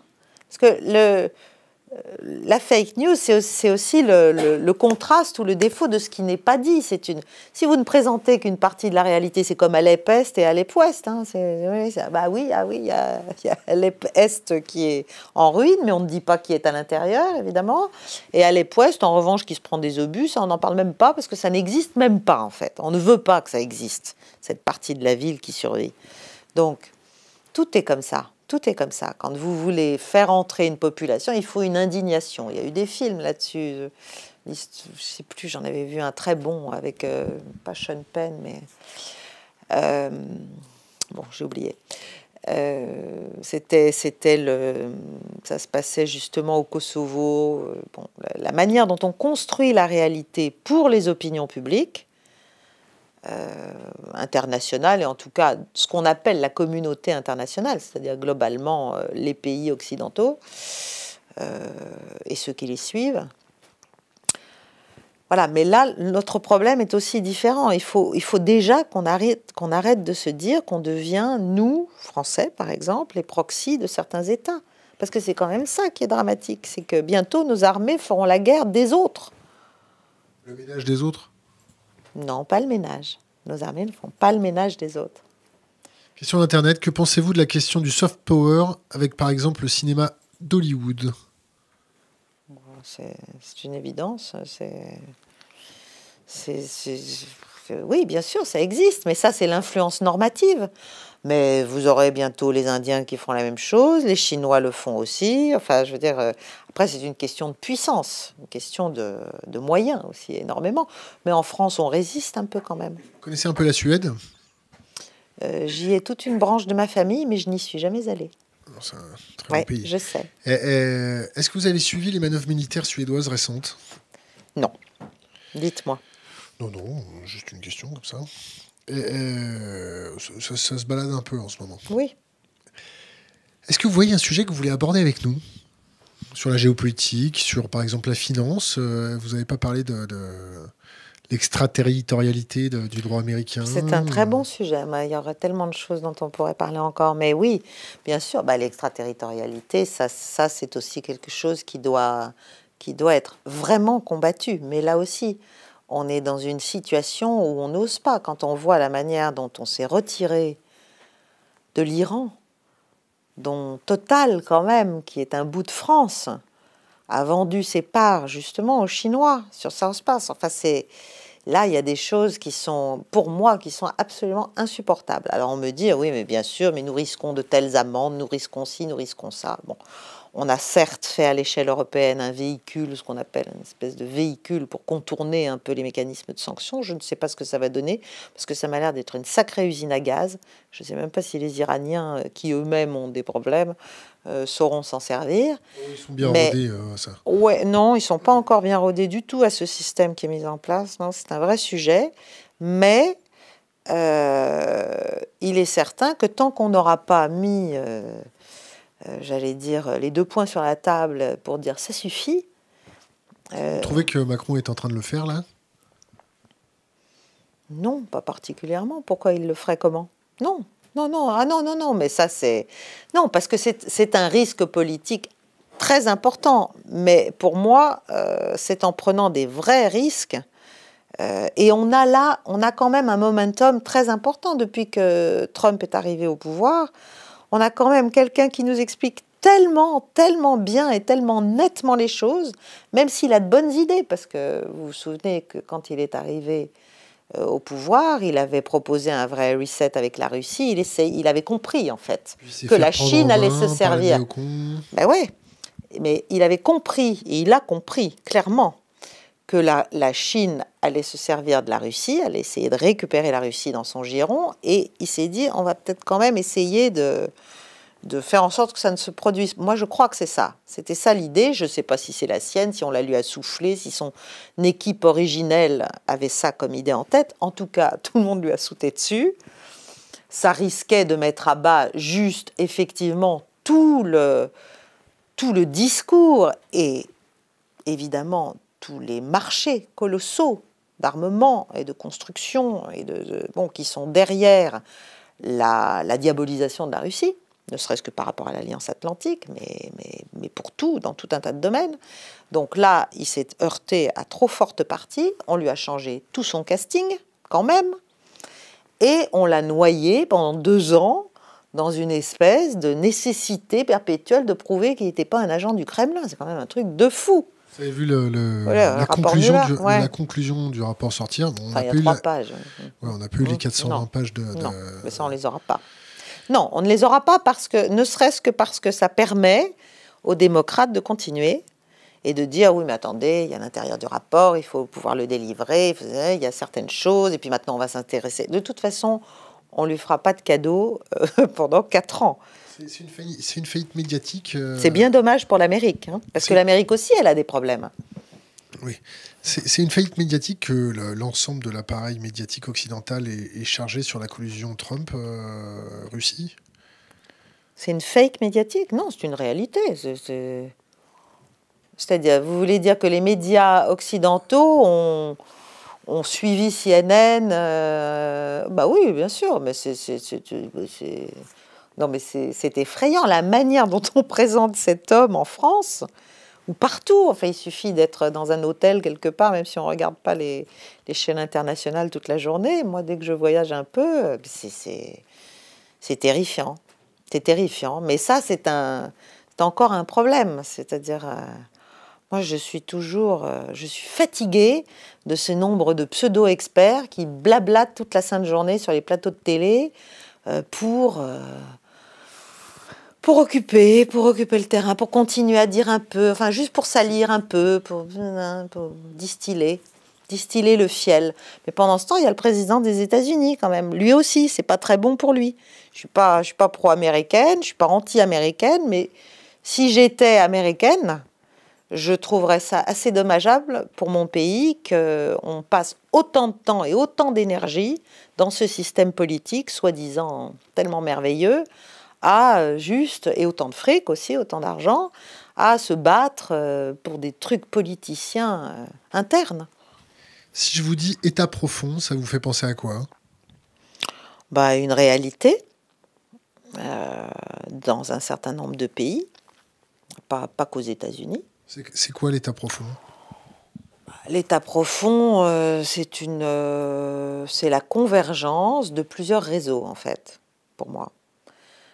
Qui mêle à la fois les réseaux, bien sûr, liés aux services secrets, au renseignement, mais aussi des réseaux militaires, mais aussi des réseaux financiers, mais aussi parfois dans certains pays religieux, bien sûr, et aussi parfois un peu liés au banditisme. Enfin, voilà, c'est une espèce de pieuvre, mais encore une fois, c'est pas non plus du complotisme. Ce sont des liens et des alliances objectives d'intérêt, en fait. Sur le dos du vrai peuple? Alors, mais qu'est-ce que le vrai peuple? Celui qui gagne pas grand-chose, qui veut jouer dans les règles du jeu, qui veut avancer son petit bout de gras gentiment, et qui constate les ravages que l'état profond et la politique prédatrice sur les ressources ont fait à la planète. Oui, mais ça c'est vrai, mais c'est pas nouveau non plus. Et là, ça prend peut-être des proportions. Ça prend des proportions parce qu'il y a une accélération, parce que la technologie s'en mêle aussi, parce qu'il y a une déshumanisation globale des choses, des phénomènes, des process, parce qu'on sait très bien, même en France, que d'ici 10-15 ans, il y aura quand même un petit tiers de notre population active qui, en fait, sera devenue économiquement inutile. Donc c'est un vrai sujet, ça. Mais ça, c'est le sujet aussi des transformations technologiques, c'est le sujet du transhumanisme. Enfin, ça, c'est encore... ça pourrait faire l'objet d'un autre débat tout entier. On arrête la punition ou on pose encore quelques questions? Moi, je vais bien, moi. Donc, si vous en avez d'autres... C'est long comme le bras, d'ailleurs. Des listes de questions... Je me sens pas punie, d'ailleurs. Bon, merci. Non. On en pose une petite dernière. La politique moyen-orientale avec Israël, le fait que toute la région soit déstabilisée. Je vais vous poser une question qui va sembler très conne. On fait comment pour pacifier tout ça? On emmène l'armée sur le terrain, on fait une autre Afghanistan, on fait quoi? On leur coupe les vivres, on fait quoi? On arrête de leur fournir des armes, on arrête de leur envoyer de l'argent, on fait Toucher quoi? couler. Oui, on ne combat pas. On ne combat pas avec des élastiques et des frondes là-bas, hein. Donc, il y a bien des armes, déjà. Il y a de la formation, Israël achète des armes aux États-Unis. mais il n'y a pas qu'Israël.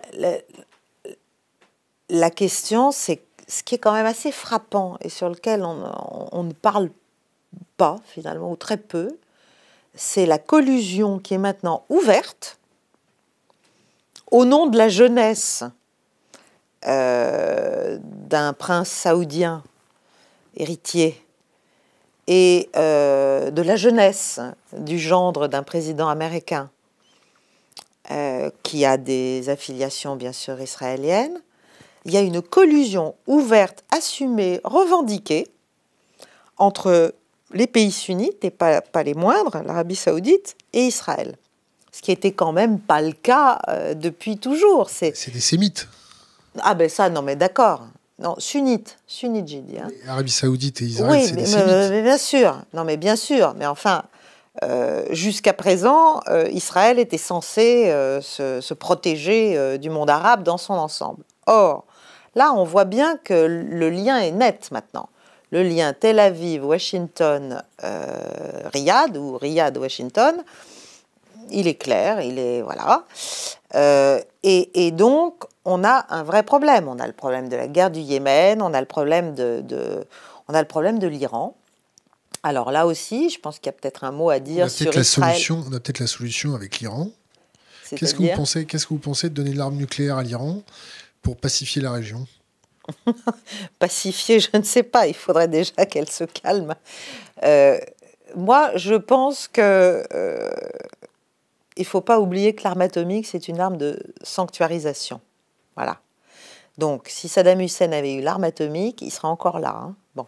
Donc, ça, c'est une réalité. Après que les pays qui ont proliféré, et nous sommes parmi les premiers, et Israël aussi, etc., nous avons tous été des proliférateurs, veuillent fermer le club, on peut comprendre. Simplement, on comprend moins pourquoi, par exemple, le Pakistan, lui, il a la bombe. Ça, alors là, en termes de menaces sécuritaires, c'est quand même assez angoissant, le Pakistan. Moi, ça m'angoisse beaucoup plus que l'Iran, personnellement. Ensuite, la rivalité Iran-Israël. Pour moi, elle n'est pas militaire, parce que c'est vraiment l'éléphant et la souris, quoi, militairement. Bon. C'est bien plus important que ça. Parce que finalement... Qui est l'éléphant, qui est la souris? Ben, l'éléphant, c'est Israël, et la souris, c'est l'Iran, en termes de défense, en termes de capacité de frappe, de capacité de représaillement. Le vrai problème, c'est que les Iraniens et les Israéliens sont les mêmes. Et c'est un général du Shin Bet, dont j'oublie toujours le nom, mais on le retrouve sur le net, qui, il y a quelques années, avait été interviewé, je ne me souviens plus dans quel cadre, et il a dit 3-4 lignes que j'ai quelque part, disant « Le danger d'Israël n'est pas militaire. Le danger, c'est qu'ils sont comme nous, très éduqués, très intelligents, culturellement très anciens, enfin avec une histoire, bon, industriellement, mais si. Et donc, c'est ça, la concurrence, elle est là. Pour moi, elle est là.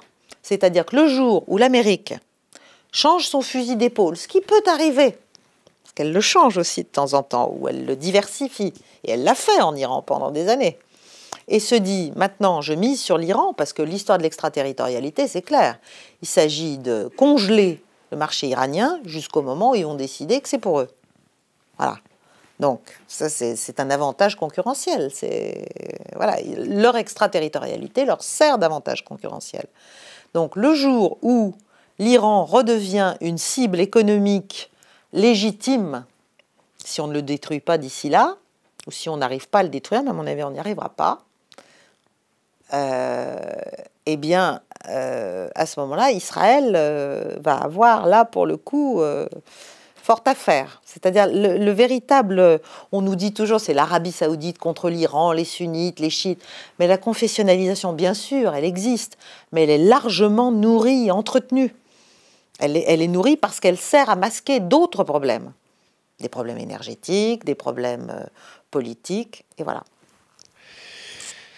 On arrive à la fin. Oui. Vous avez 3 livres à conseiller à notre communauté?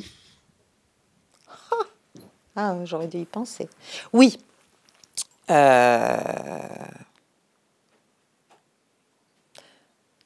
J'oublie le titre. Du dernier Debray. Non, pas le dernier, l'avant-dernier. Alors, il y a Compte à rebours d'Hubert Védrine, son dernier. Il y a un vieux bouquin, mais tout y est, sur l'Eurasie, sur la domination de l'Eurasie du côté américain, qui est le livre de Zbigniew Brzezinski, qui s'appelle Le Grand Échiquier. Ça, c'est à lire. La guerre hors limite, de mes 2 colonels chinois, dont j'ai oublié les noms. Qu'est-ce que je pourrais vous conseiller d'autre? Et l'avant-dernier de Bray qui dit pourquoi on est devenu américain ou comment on est devenu américain. Je me souviens plus du titre. Voilà. Qu'il lit ça et puis un jour, je vais peut-être arriver à terminer le mien. Est-ce que vous avez un conseil pour les jeunes générations? Une bouteille à la mer, quelque chose d'impérissable, quelque chose qui va rester sur le réseau? Douter et voyager. Caroline Galacteros, merci. Je vous en prie, c'était un plaisir. Plaisir partagé.